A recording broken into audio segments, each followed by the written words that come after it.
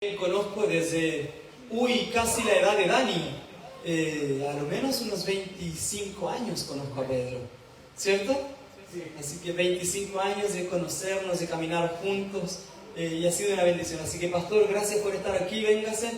Vamos a dejar una silla aquí, si él quiere estar de pie, sentado, como él guste. Amén. Yo soy imitador de Jesús, dice que se sentaba y enseñaba. Entonces será sentado. Ahí tenemos una silla. Amén. Extienda sus manos. Vamos a orar por el pastor Pedro Alarcón. Amén. Creo con todo mi corazón que el Señor lo va a usar poderosamente este día. Amén. Vamos a orar. Papá Dios, yo te doy gracias por la vida de mi amigo, tu hijo, pastor Pedro Alarcón. Señor, te doy gracias por tenerlo aquí. Creo con todo mi corazón que tú tienes una palabra poderosa para ministrarnos hoy. A nosotros y también a aquellos que están conectados. Señor, yo te doy gracias por ello. Bendícenos y que tu amor continúe fluyendo. Háblanos poderosamente, desata sobre nosotros cada palabra, Señor, cada garantía, todo aquello que tú nos quieras decir. Tú eres fiel, úsalo con poder, con autoridad, con unción de lo alto. Por los méritos de Jesús, amén y amén. Aplauda con fuerzas al Señor. Amigos, que Dios te use.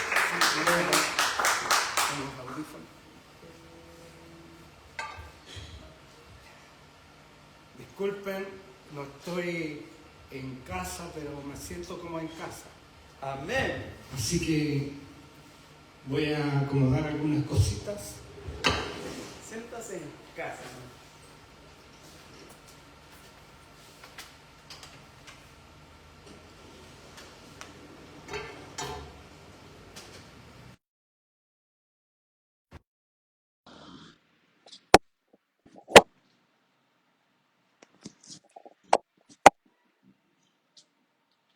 Muy bien. Hoy día voy a continuar un tema que he estado haciendo durante más o menos 6 predicaciones y me he metido en terreno que muchos pastores no entran hoy día, precisamente porque es un tema conflictivo. Ustedes no van a ver aquí porque yo como tengo problemas a la vista, tengo que usar, ya la edad me está pasando la cuenta, tengo que usar letras grandes. Y ya las Biblias nos dan una letra tan grande como para la edad de uno ya. Hay algunos que tienen 20/20 su vista, yo no, porque la he gastado mucho, porque yo trabajo en el área gráfica, aparte de ser pastor, y en la corporación donde estoy, soy uno de los que está a cargo de todas las comunicaciones, entonces en grabar, en transmitir, en hacer logos y hacer muchas otras cosas, hay mucho trabajo.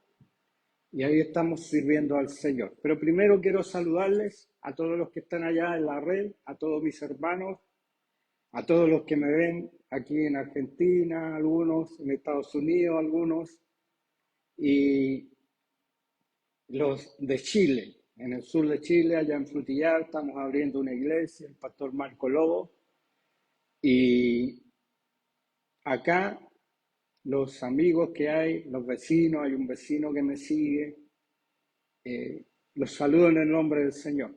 Pero primeramente vamos a orar. Padre nuestro, en el nombre de Jesús, aquí estamos, Señor, dispuestos delante de ti. Disponemos nuestro corazón, nuestra vida. Sabemos que tú eres el que gobierna. Tú estás en tu trono, Señor, y tú gobiernas todas las cosas. Y lo que yo nunca me pensé, estar aquí en esta iglesia con mi amigo, Padre, esta hora para compartir la palabra tuya. Son los destinos que tú tienes para aquellos que caminan en el Espíritu.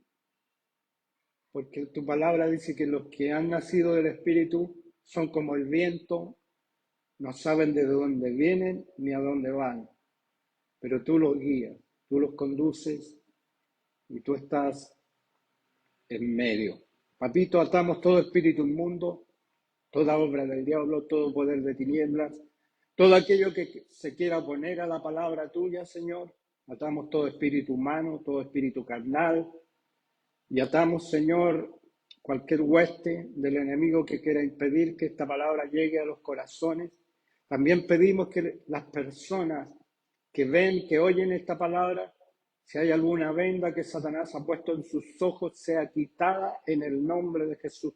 Alguna cadena, alguna atadura. Si el enemigo ha tapado los oídos para que no oigan la verdad, Señor, tú, por medio de tu verdad, traigas liberación, Señor. Aquel que no sabe de dónde viene ni a dónde va, pero no porque sea hijo del Espíritu, sino porque tiene los ojos oscurecidos, Señor, por el mal. Nosotros sabemos de dónde venimos, a dónde vamos, pero, Señor, tú, Señor, tienes un camino para cada uno de nosotros. Tienes un propósito, tienes un llamado, tienes, Señor, un diseño con el cual tú nos diseñaste para cumplir una tarea, una misión que tú nos has encomendado. Como tu palabra dice, Jehová cumplirá su propósito en mí y en la vida de mis hermanos. Gracias, papito. Bendigo tu nombre en el nombre de Jesús. Amén y amén. ¿Cuántos trajeron sus oídos? Como decía, ¿cuántos trajeron sus pies? ¿Cuántos trajeron sus manos? Era un hito en ese tiempo. ¿Ah? Y ahí Cristo no está muerto, está vivo. Entonces ahora ha pasado mucha agua debajo del puente. Y el Evangelio se ha vuelto muy light. El Evangelio se ha vuelto y se ha acomodado a una generación de cristal. Una generación que no sabe lo que es el sufrir por el Evangelio. Y que en donde todo es express, todo es instantáneo, todo es rápido. Y las cosas del Evangelio son a corto y a largo plazo, pero más a largo plazo. Y nosotros, como buenos discípulos, tenemos que caminar en el ritmo que el Señor ha diseñado para nosotros. Justamente en la introducción tú mencionaste el versículo base que iba a tomar yo hoy día, que está aquí, después de ver la palabra griega, vamos a entender un poco. En primera de Juan 3:8, y ahí se va a reír Daniel, porque él la citó con la traducción correcta del verbo. Dice, el que practica el pecado, voy a repetir la cita porque a veces mis hermanos son muy lentos para buscar y después le están preguntando al del lado y lo distraen. Entonces, 1 Juan 3:8, está casi al final de la Biblia, hermano, por si acaso, no lo busque en el Antiguo Testamento. Y a veces cuando unos predican con el sistema invertido, es decir, que está todo al revés. Yo tengo un hermano que predica de frutillar y él dice, busque en Génesis, y uno ve que está buscando al otro lado de la Biblia porque la cámara está al revés. Pero si leyéramos algo estaría al revés detrás. Entonces uno anda buscando en Apocalipsis y dijo Génesis. Después entendí que tenía la cámara al revés. Así, pero ustedes ya saben que primera de Juan es, vamos a hablar de Juan primero. Juan es un discípulo que el Señor diseñó, vamos a hablar de eso, lo diseñó para que llegara a los 90, a los 100 y 110 o 120 años. ¿Por qué? Porque tenía que haber un sensor de la verdad en esos siglos donde iba a entrar tanta apostasía a la iglesia, donde iba a entrar hombres que eran falsos apóstoles de Dios y que ellos iban a tergiversar el mensaje de la verdad y a Cristo mismo. Entonces el Señor permitió que Juan llegara a avanzada edad y escribiera estas epístolas y escribiera el Evangelio de Juan. Muchos creen que el Evangelio de Juan se escribió a los primeros años después de que Jesús ascendió. No, el Evangelio de Juan se escribió cerca del año 100 o más, porque si contamos, Juan era un adolescente, ya tenía unos 15, 16 años, entonces él, a los 33 años de Jesús tenía 15, 16, entonces al llegar a una edad madura, más o menos tenía esa diferencia. Fue intentado matar, lo intentaron matar, pero el Señor no quiso. Lo echaron en aceite hirviendo y sobrevivió. Imagínense. Como le dijo a Pedro, cuando Pedro le dijo, ¿y qué es este que anda a la silla tuya y que está aquí siguiéndote? ¿Qué de este? Y el Señor le dijo, sí quiero que él quede hasta que yo venga. Pero el Señor no está hablando de la segunda venida, está hablando de aquella venida que hizo en la isla de Pasmo, donde se presentó como aquel que tenía una espada aguda, como aquel que tenía los pies de bronce bruñidos, y dice que Juan cayó rendido a sus pies, pero no porque él sintiera adorarle, sino que sus fuerzas se disminuyeron ante la presencia de Jesús. Entonces se cumplió esa profecía. Y la otra profecía que se cumplió de Jesús ahí, cuando le dice a Pedro, alguien te ceñirá y te llevará donde tú no quieres. Porque precisamente en esos días Pedro había negado a Jesús. Y Jesús le restaura con las tres preguntas, Pedro, ¿me amas? Pedro, ¿me amas? Pedro, ¿me amas? Entonces el Señor lo restauró. Y ahí le dijo, apacienta mis corderos, apacienta mis ovejas. Y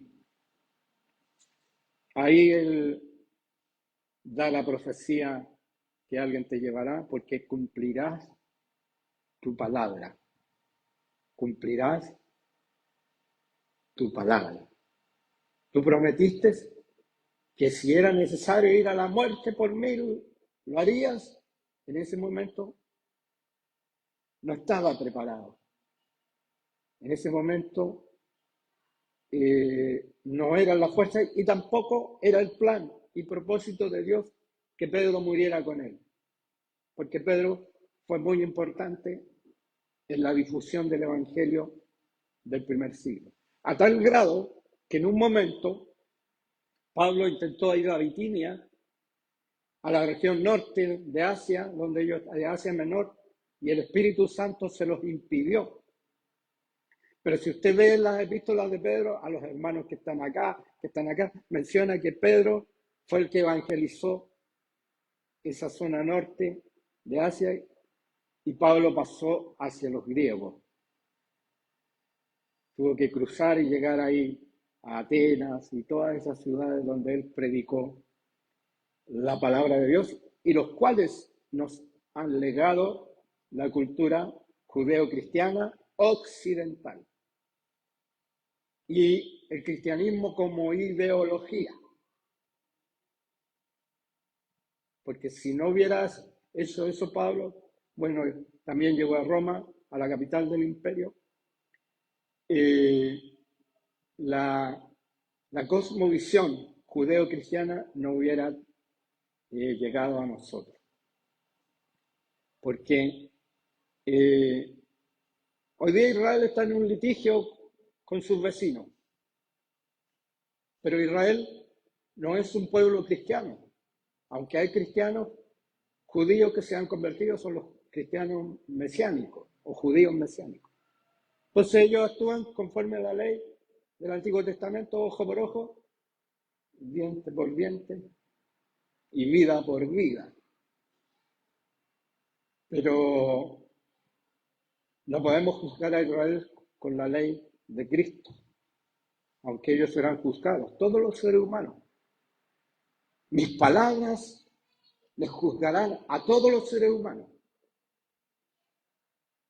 porque la palabra de Cristo es la ley, es el nuevo pacto, es el nuevo parámetro por el cual Dios a nosotros nos guía.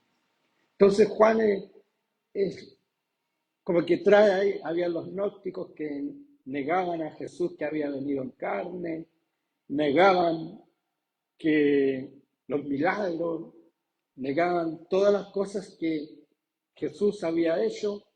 Entonces, por eso que Juan, si usted lee el Evangelio según San Juan, los que son monoteístas, o que no creen en el Padre, el Hijo y el Espíritu Santo, quisieran sacar el libro de Juan.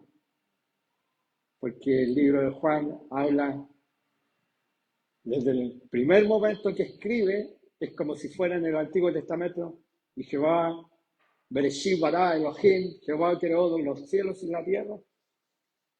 Y también ahí dice, en el principio, era el verbo era con Dios, y el verbo era Dios. Entonces, una declaración totalmente ahí, y si a alguno le gustaría sacar muchos versículos y se ponen a pelear contra la Reina Valera, que tienen una Biblia hebrea, pero la palabra de Dios no fue escrita el Nuevo Testamento en hebreo, sino en griego, así que andan más perdidos que el Teniente Bello. Eso solamente los chilenos lo van a saber. Por eso, aquí Primera de Juan está hablando que el que practica el pecado. Hay algunos que se toman de esto para decir que nosotros tenemos que ser impecables, es decir, sin pecado. ¿A dónde la viste? ¿Ah? Basta que le preguntemos a la señora de ese predicador y ella a lo mejor con mucha timidez va, sí, tiene algunos pegaditos, uno de ellos es el orgullo. ¡Ah! El orgullo es machista. Tiene a todos marchando en la casa. Entonces, por eso los hijos se van después, no siguen a Jesús. Entonces, algunos hablan de que lo que pretende aquí decir Juan, el que practica el pecado es del diablo. Se está hablando de aquel que, por ejemplo, un deportista que practica, ¿cuál es el deporte que más le gusta? El fútbol, el baby fútbol. Y si es bueno en eso, a lo mejor juegan en el Sevilla o en un equipo allá de España, de Inglaterra, la Premier League, y practica, hace ejercicio, se entrena, come lo que necesita comer, no se cuida de todo para estar impecable porque está practicando un deporte en forma profesional. Aquí la palabra da a entender que el que practica el pecado es aquel que se está perfeccionando en el pecado, aquel que lo tiene como su forma de vida, aquel que está dejando todas las cosas de Dios para cumplir ese deseo de su carne, ese gustito de la carne, y no está dispuesto a dejarlo. Entonces, el que practica, en ese sentido, el que practica el pecado es del diablo. el que es un profesional en el pecado, el que se esmera en pecar, el que mira a las mujeres con lascivia y si puede llevar una cámara en el metro y grabar a las damas que están sentadas con falda, lo hace porque hay un espíritu que lo domina, hay un espíritu que lo lleva a ese pecado. Entonces él está practicando el pecado. Es del diablo. La palabra diablo, a mí no me gusta mucho mencionar los nombres, el innombrable, ¿no es cierto, Pastor Daniel? Porque a veces le damos más gloria al diablo que a Dios. Lo mencionamos más en las predicaciones, especialmente los hermanos americanos. Ay, yo era brujo, yo aquí y allá. Y hablan, y de Jesús una palabra y de los demonios 100 palabras. Entonces nosotros no tenemos que darle mucha importancia. Diablo significa calumniador, mentiroso, calumniador, pero mayormente diabolos significa eso. Así que una de las tareas del enemigo es hablar mal de nosotros y matar nuestra imagen. ¿Ah? Y hay personas que mienten, pero lo hacen tan convencidos de la mentira que hasta uno lo convencen de que es verdad lo que están diciendo, porque tienen tanta convicción. Pero el Espíritu Santo viene y nos dice, pone el escudo de la fe para que podáis apagar los dardos de fuego del maligno. A mí me ha tocado, hermanos se han ido, han hablado mal de mí, me han tratado como la bandera chilena en los tiempos que ustedes saben, la trataron muy mal. A veces así nosotros no nos tratan mal. Porque el diablo peca desde el principio. Siempre le tuvo mala Juan al diablo y se acuerdan que a Judas como que el hijo de perdición y como, aunque era el profeta, el apóstol del amor, hijito, amados unos a otros, etcétera, etcétera. Pero también tenía su qué, porque era perteneciente a los Boanerges. ¿Usted sabe quién eran los Boanerges? Era un sobrenombre que tenía Juan y Jacobo, creo, hijos del trueno, que pidieron, señores, los samaritanos nos recibieron, que descienda de fuego del cielo, igual que Elías, y los destruya. Entonces, por eso, bueno, algunos éramos Boanerges antes de conocer al Señor, el Señor nos ha ido pacificando. Ahora somos guerreros para el Señor. Esa energía ahora es para Dios. Desde el principio, para esto apareció el Hijo de Dios. Juan siempre poniendo su acento ahí. Los que dicen que Jesús es un ángel, que Jesús es un príncipe, pero que no es Dios. Si prácticamente cuando Jesús dio a entender que era el Hijo de Dios, era blasfemia. Y significaba la muerte en el pueblo de Israel. Entonces él dice, para eso apareció el Hijo de Dios, y aparece con mayúscula, Hijo de Dios, para deshacer las obras del calumniador, del diablo. Ahora tiene algo nuevo ahí, anótelo en su mente, en su carne espiritual. La palabra deshacer, el pastor Daniel usó la palabra destruir. Y está correcto. Porque la palabra deshacer significa desatar, liberar, soltar, rescatar, romper, disolver, eliminar, anular, poner fin. Luo. Ese es el verbo, luo. Yo sé que a usted se le va a olvidar, a no ser que sea un genio, porque hay algunos genios que tienen una memoria prodigiosa, especialmente las mujeres, para acordarse de los defectos.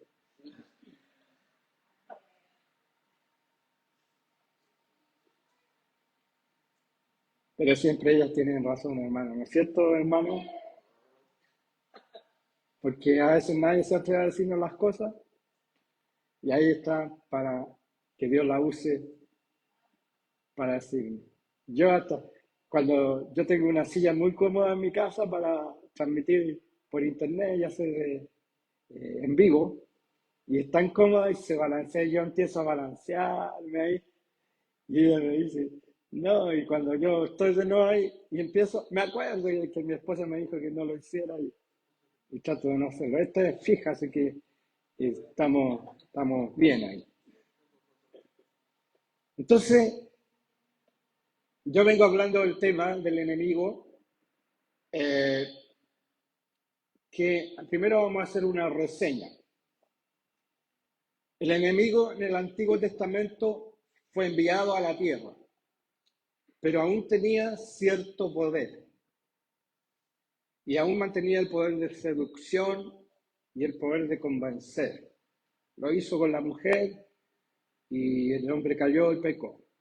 Después vemos en el libro de Daniel, donde un ángel pelea con un ángel de Dios y lo detiene 20 días.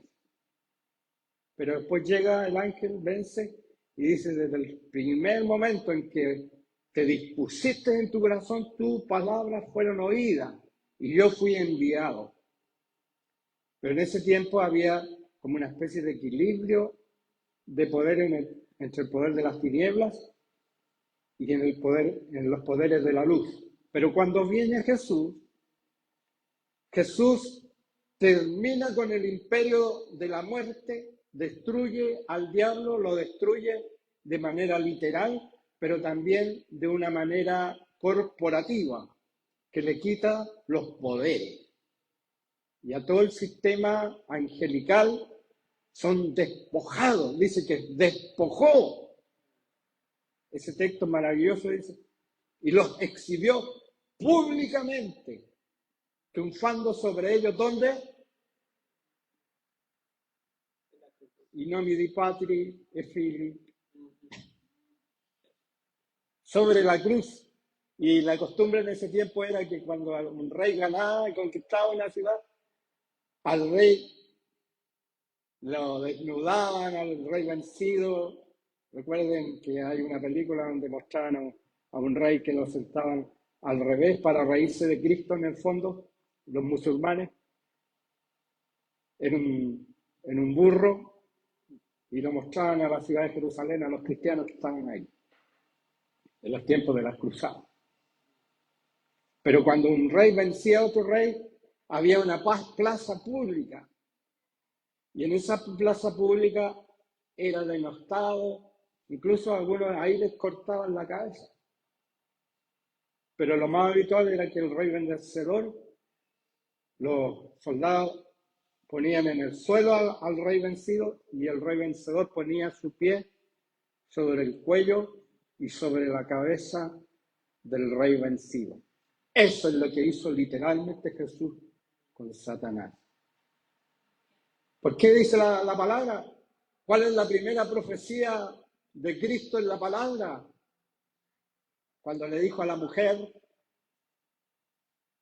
tu simiente estará en enemistad con la simiente de él. Tú le dirás en el calcañar o talón, pero él te dirá en la cabeza.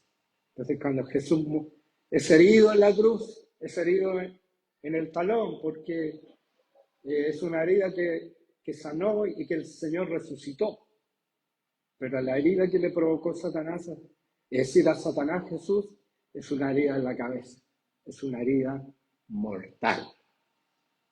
Entonces, ahí pierde facultades, pierde poder, pierde la autoridad, pierde todo, y es por eso que esta palabra viene a confirmar aquello que dice que el Señor vino a deshacer las obras del diablo. Entonces, ahora lo tiene más claro, deshacer es destruir, desenmarañar. Ya yo dije todas las expresiones que tiene el verbo lugo. Entonces, nosotros a veces no conocemos la verdad y no vivimos conforme a esta verdad. Le ponemos, Satanás nos hace un teatro de sombras, ¿ah?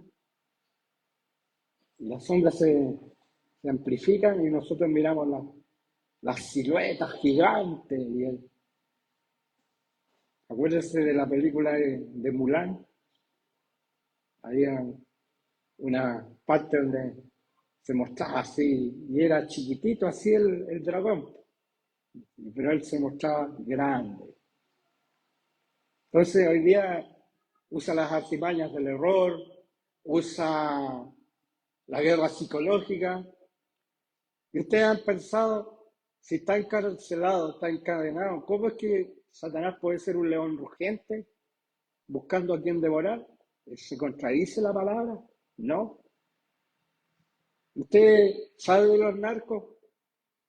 Están en la cárcel y gobiernan igual su sistema. Eso es lo que hace Satanás hoy día. No sé si inventaron los celulares antes, pero él gobierna porque él no está en todo lugar, él no es omnipresente. Solamente la divinidad del Padre, del Hijo y del Espíritu Santo pueden estar en todo lugar. Incluso ni la Virgen María tampoco puede estar en todo lugar. Porque algunos le oran a la Virgen María y, y la levantan como la esposa de Dios. Y hasta le hicieron la ascensión de María. Y dicen que un día los evangélicos, cuando lleguen al cielo, se dan cuenta del lugar de María. Pero nosotros le creemos a la palabra, no a las tradiciones de hombres. Entonces no está en todo lugar. Y la otra parte, Dios prohíbe en el Antiguo Testamento orar o invocar a los muertos. ¿Sí o no? Y es un pecado capital. Entonces, si oran a un santo, están invocando a un muerto. Si oran a María, están invocando a un muerto. Y no pueden estar en todo lugar. Ese es un atributo de la divinidad de Dios Padre, Hijo y Espíritu Santo. Entonces, Satanás, ¿cómo sabe? Por medio de sus emisarios. Ellos le informan. Por medio de lo que nosotros decimos. Por ejemplo, incluso yo soy extremo, hermano. Por eso me van a disculpar, pero yo soy así. Usted sea como Dios le hace sentir. Yo no oro en voz alta, en mi oración personal. Porque puede haber un vecino escuchando y el vecino puede tener dos orejitas puntiagudas dentro de su corazón.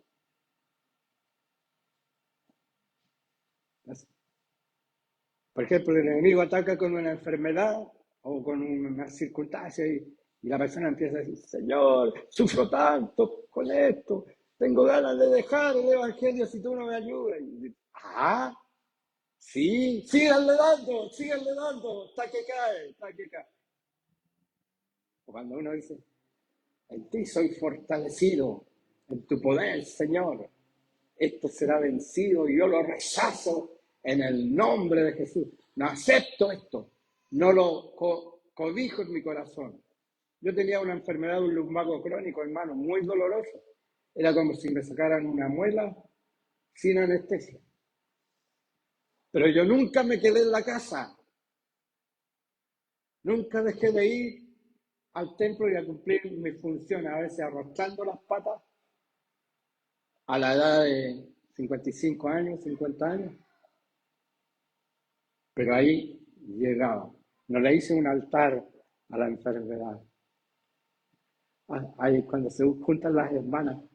El otro día fuimos a una reunión de pastores y mi esposa estaba con las hermanas. Pero no voy a hablar de lo que hablaron, pero voy a decir, hoy si yo tengo un dolor aquí, y me dijeron que tomara tal medicina, y acá, y empiezan a hablar, yo con mi hijo, el embarazo, aquí empiezan a hablar y hablan de enfermedades, me dijeron que tomara ibuprofeno, y hermana, este remedio que yo le voy a recomendar es muy bueno. Y empiezan a levantar y a rendirle culto a la enfermedad. Yo no le rendí culto. Arrastrando las patas llegué. Y en ese tiempo me asaltaron, me robaron cosas por ahí ir y vieron que el viejito caminaba lento. Entonces el ladrón dijo, aquí están las mías. Y fue y me atacó, y dejó 18 cortes en la cabeza. Con una manopla me golpeaba. Pero como yo soy cabeza dura, solamente me sacó sangre. Pero al próximo domingo, a la próxima reunión, yo me paré frente al templo y dije, presente, me cuadré como militar y listo para hacerlo. Satanás,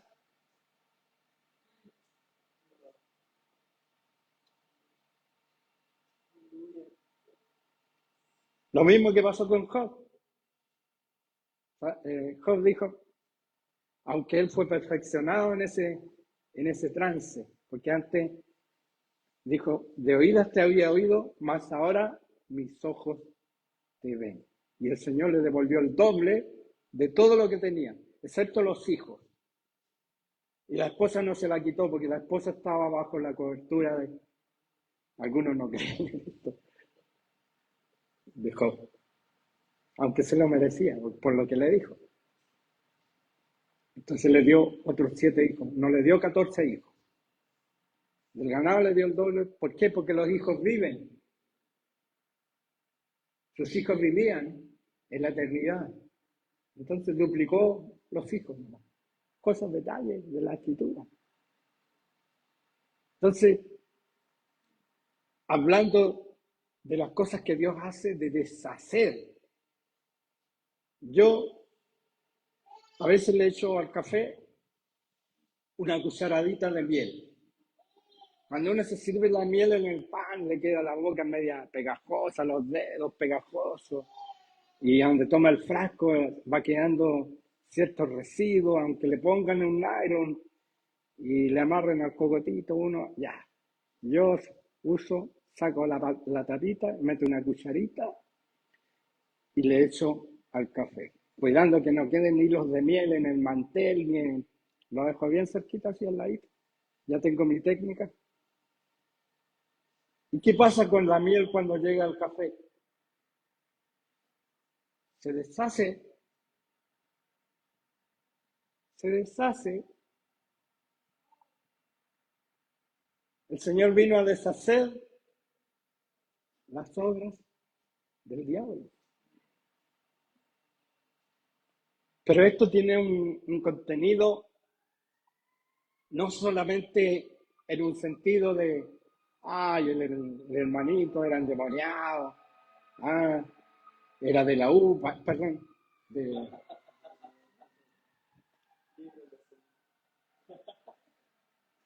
yo fui socio de la U porque estudié en la Universidad de Chile y ahí le hacían un carnet automático. Entonces,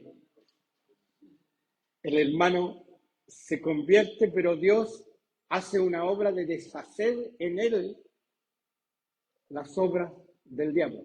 Por ejemplo, ¿qué cosa? Una mente pervertida, malos hábitos, malas relaciones. Si está a punto de separarse con su esposa, Dios restaura el matrimonio. Porque Dios viene a deshacer las obras del diablo. Pero eso es a un nivel personal. El Señor todavía está deshaciendo cosas que el enemigo ha sembrado en mi vida. Que a veces uno tiene que llegar al arrepentimiento pleno. Y estoy hablando del arrepentimiento metanoia, que es el verdadero significado de arrepentimiento, que significa un cambio de mente, un cambio de modo de pensar. Entonces Dios deshace las obras del diablo a nivel personal.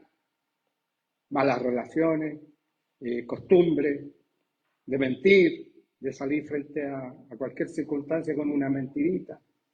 El otro día tomé un taxi y el señor lo turbó al taxista porque tenía que llegar a una reunión importante a la hora y él iba para otro lado y en ese momento se olvidó.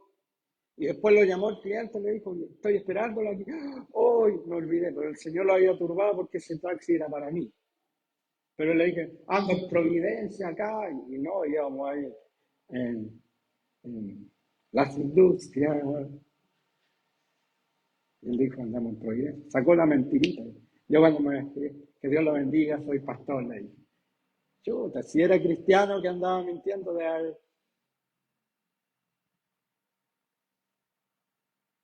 las obras del diablo.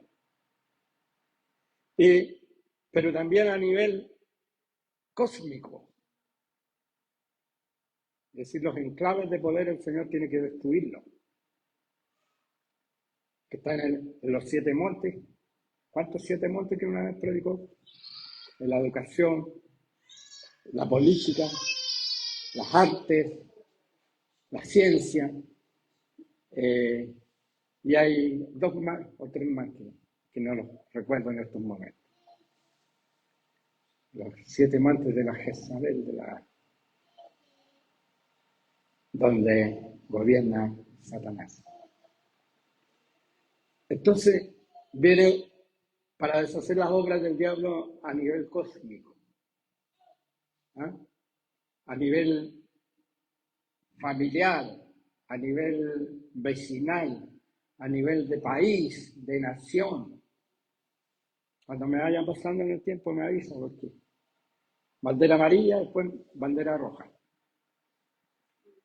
Y usted no me va a decir que tiene obras muy bien urdidas Satanás con el gobierno actual, que están enseñando a nuestros niños la perversidad. Y eso por decreto, no por una ley del Congreso, de la Cámara de Diputados, senadores, por decreto. Y ellos lo que critican a otros porque dicen, yo voy a usar los atributos que me da la ley. Pero ellos han hecho toda la maldad con decreto.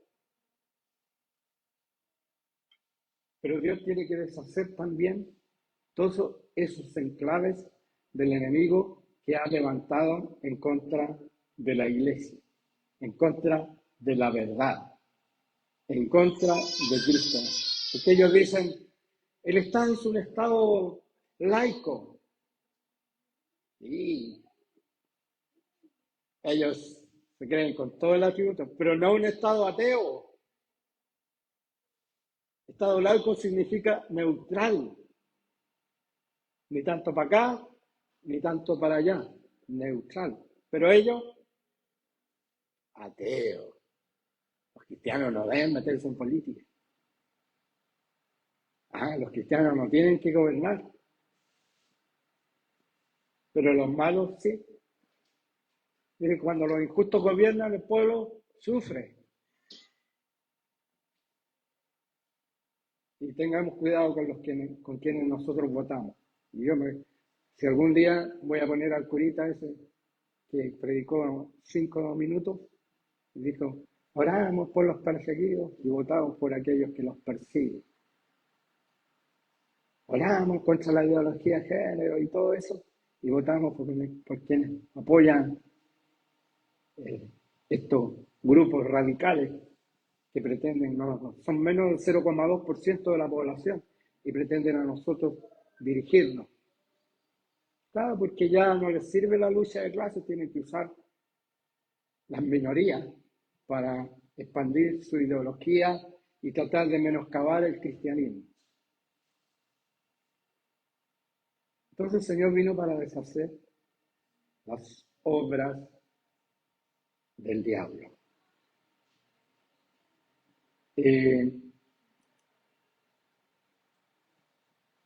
¿Cómo vamos en el tiempo? Sí, ya voy a tener que ir terminando. Ahora voy a quedarme aquí y los hermanos allá que están viendo, tienen que entender que cuando el diablo es desenmascarado con la verdad, pierde todo su poder, porque su poder está en la mentira, su poder está en el engaño, su poder está en la verdad a medias, porque Dios os ha dicho, de cierto moriréis. Voy a hablar como español. Bueno, Satanás no murió, pero Satanás pecó y recibió el castigo de esa ley eterna que dice, el alma que pecare, esa morirá. Es una ley del cielo que se aplica en toda la creación de Dios. Satanás decretó su sentencia de muerte. Está muerto, aunque vive en su alma y gobierna a través de la mente, a través de la conciencia, a través de la persuasión, del poder mental. Pero a nosotros no nos llega porque el Señor nos dio el yelmo de la salvación. No puede leer nuestros pensamientos si nosotros estamos cubiertos con el yelmo de la salvación. Y tampoco ve el futuro. Quiero que lo tengamos en claro eso. Hay una gitana que le lee la mano y le dice, mira, cuando tú tengas 35 años te vas a casar con un rubio de ojos azules, él va a venir del extranjero y se va a enamorar de ti. Y justo sucede. Pero no porque Satanás haya visto el futuro, sino que Satanás tenía el dominio sobre el rubio. Las profecías autocumplidas, que él las cumple, porque él prepara el camino para los incautos, para los tontos y para aquellos que un día se van a ir con Satanás al infierno. Es mal negocio asociarse con Satanás. Dice Apocalipsis en los últimos capítulos, en el 20 creo, que el Señor va a echar, después de la lucha final, al diablo y sus ángeles al infierno, porque ahora está en el Seol, en el lugar de los muertos. Ese no es el infierno todavía, porque hay un precielo y un pre-infierno. Si usted no lo sabía, el precielo es el seno de Abraham, el jardín, ¿cómo? Hay otro nombre que tiene el paraíso. Y el lugar de los perdidos es el Hades. Dicen que es una estrella el lugar. Un día escuché a un predicador que era experto en Apocalipsis, que a ese lugar los va a mandar, pero no los va a castigar Dios, no va a haber ahí como en los tiempos de Egipto, que había alguien que los azotaba. Ellos mismos se van a pegar. Porque ustedes se han fijado, donde reina Satanás en un hogar, pelean entre hermanos, le pegan a la mamá, le pegan al papá, y algunos matan. Imagina el infierno con gente así. Satanás va a tener que andar arrancando porque ahí no va a tener ningún poder. Va a ser igual a todos los demás. Y uno va a venir a decir, por culpa tuya estoy acá. Y dale, y dale. ¿Y usted quiere ir allá, hermano? Yo sé que nadie, todos dicen, no, si yo soy bueno voy a ir al cielo. No. Usted tiene que tener una metanoia, creer en Jesús, cambiar su mente y entregarse a Jesús. Y de ese modo nosotros somos librados de la segunda muerte, que no es aniquilación, es separación eterna de Dios.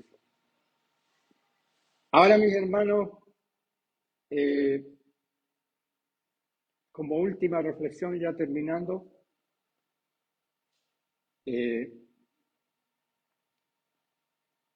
hay hermanos que han tenido encuentros con Satanás, pero no es Satanás mismo, es uno de sus emisarios,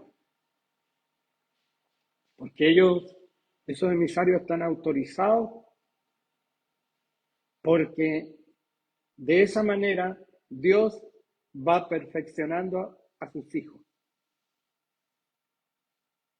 ¿Cómo cría defensa a un niño?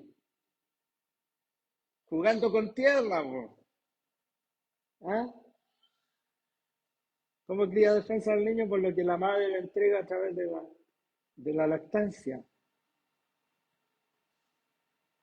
Pero al niño ese que lo crían en una burbuja, pues sale y un virus se lo come en un segundo. Entonces nosotros tenemos esa lucha contra los virus, las bacterias y todo eso. Pero espiritualmente, si nosotros no sufrimos, no crecemos. Si nosotros no tenemos problemas, no crecemos. ¿Cómo va a confiar en Dios si o tiene un papá rico que le da todo? Ah, ¿quiere un iPhone? Ahí está, el último que vale 1.000.000 de pesos. Ah, pero salió otro papá, otro que es mejor. Otro que yo lo conecto a mis lentes y puedo ver en el lente todo lo que tengo que hacer. Puedo ir y los lentes me van guiando. Y también tiene inteligencia artificial. Puedo hablar en español y uno que está en inglés me puede entender y me traduce inmediatamente. Está bien, son cosas que no son necesarias, ¿no es cierto? A veces son necesarias tener, pero si te la regalan, porque yo me compré una ahí porque tuve la bendición, pero ha servido montones. ¿Ah?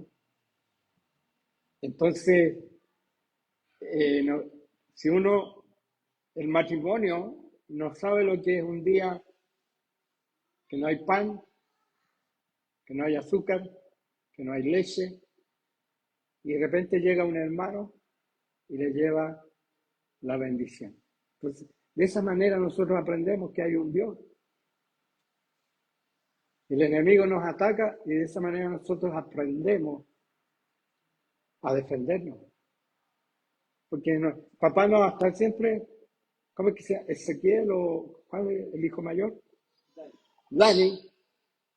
El papá hasta los 7 años lo llevaba de la mano, ¿no es cierto? Y mi hijo, yo lo iba a dejar al colegio agarradito de la mano. Ya llegó un momento que yo vi que estaba creciendo, yo le soltaba la mano y él me buscaba la mano para agarrarlo. Y ahora él tiene que ganarse los porotos, pues. ¿Ah? Pero tiene que vivir esa experiencia. En la vida van a haber enemigos, pero ¿qué hace? Ese enemigo nos hace más fuertes. ¿Eh? Yo también tengo algunos pucheros aquí ensartados en mi espalda y son muy dolorosos. ¿No? ¿Cuánto sufre un pastor a veces que uno ha dado la vida por alguien y después te traiciona? Pero uno aprendí a perdonar y a olvidarme, porque cuando uno perdona se olvida y se sana. Pero el enemigo le encanta desdibujar nuestra imagen. Que al final uno dice, ¿será verdad esto que? Y uno va en la humildad al Señor y el Señor le dice, no, no es verdad. Tú eres como la niña de mis ojos. Tú eres escogido. Tú eres especial.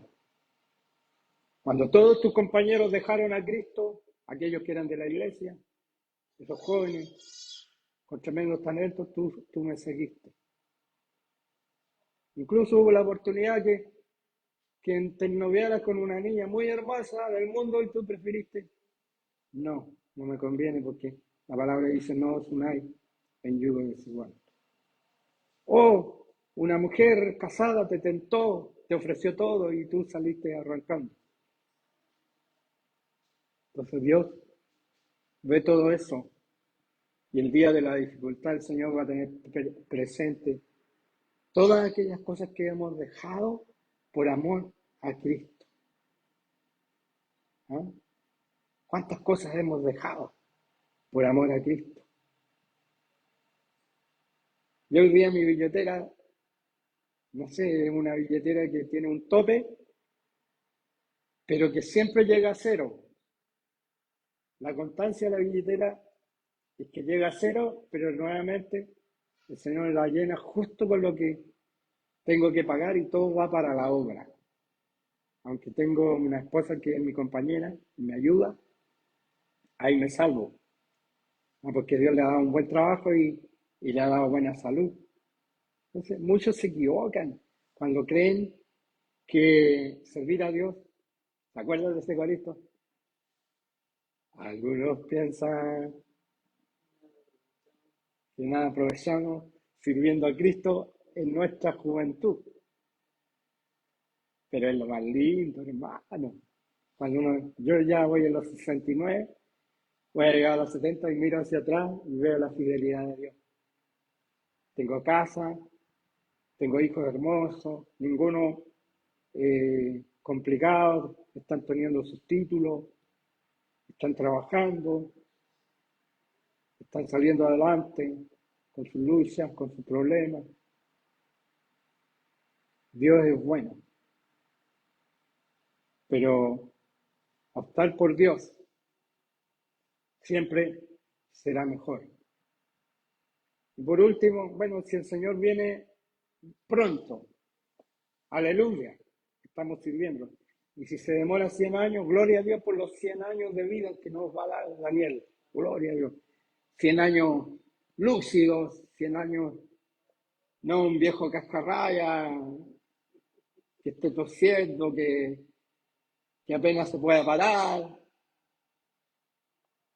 Que el Señor nos dé vida, nos dé salud, nos bendiga.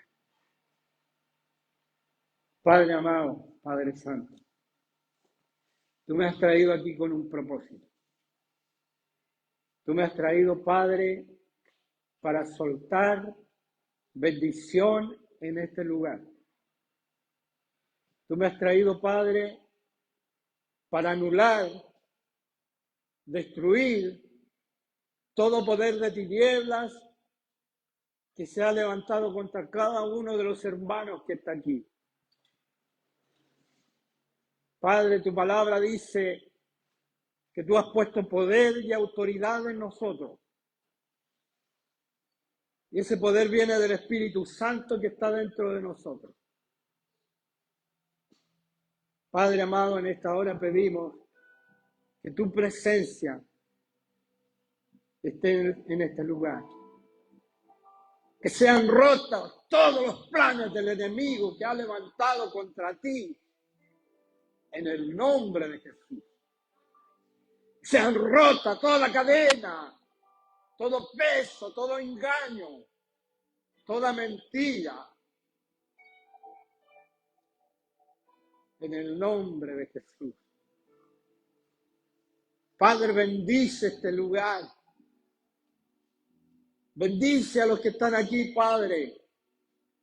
Porque más son los que están con nosotros que los que están en el mundo. Padre, bendice en esta hora, papito amado. Da tu fortaleza, da tu poder, tu autoridad.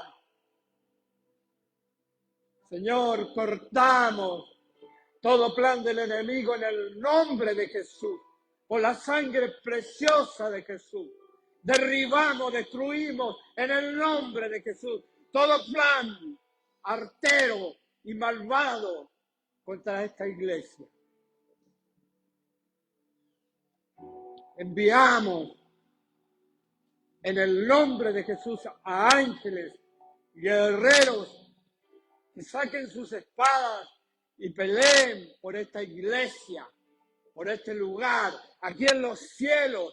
Señor, corta todo poder de tinieblas, todo hombre fuerte, todo espíritu inmundo que está impidiendo que la luz del Evangelio se levante aquí en esta esquina de Locarno. Señor, tú eres poderoso y en el nombre de Jesús yo uso la espada del Espíritu, que es la palabra de Dios, y corto en el nombre de Jesús todo poder de tinieblas, en el nombre de Jesús, por la sangre preciosa de Cristo.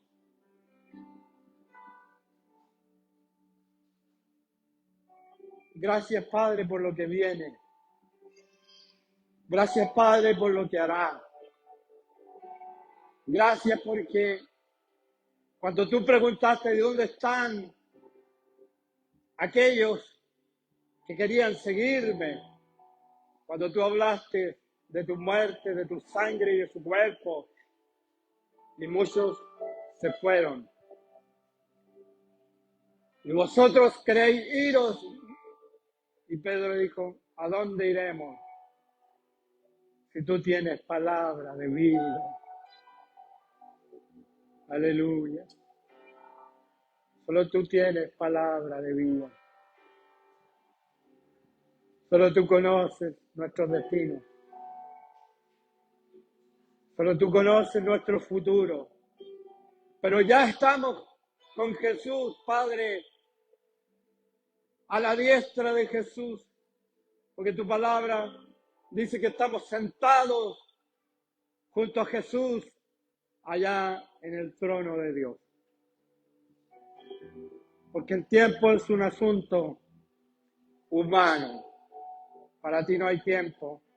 Para ti somos obra terminada. Para ti ya estamos contigo en el cielo. Papito, gracias, gracias, porque a libertad nos has llamado y a la libertad gloriosa de los hijos de Dios. Gracias, papito, gracias, en el nombre de Jesús. Amén y amén. Gloria a Dios.